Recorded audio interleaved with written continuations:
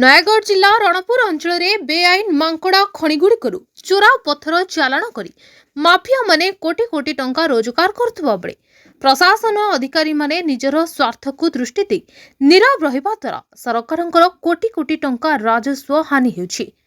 ତେବେ ପ୍ରକାଶ ଥାଉକି ରଣପୁର ତହସିଲ ଅଧୀନସ୍ଥ ଜଙ୍କିଆ ଗ୍ରାମ ପଞ୍ଚାୟତ ପଟିଆ, ଝାଡ଼ପଡ଼ା, ରାଇପଡ଼ା, ଚମ୍ପାଗଡ଼, ଚାନ୍ଦପୁର ଅଞ୍ଚଳରେ ସରକାରୀ ଜାଗାରେ ଅନେକ ପଥର ଖଣି ଭରପୁର ଥିବା ବେଳେ ତାର ଲାଭ ଉଠାଉଛନ୍ତି କିଛି ରାଜନୈତିକ ଗୋଷ୍ଠୀ ଆଉ ଖଣି ମାଫିଆ।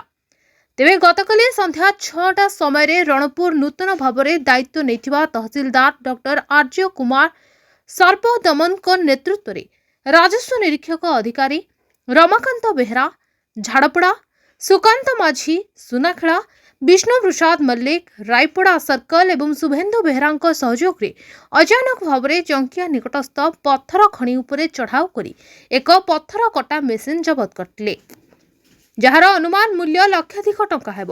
ତେବେ ସେଠାରେ କାର୍ଯ୍ୟ କରୁଥିବା ଦଲାଲମାନେ ଖସି ପଳାଇବାରେ ସକ୍ଷମ ହୋଇଥିଲେ।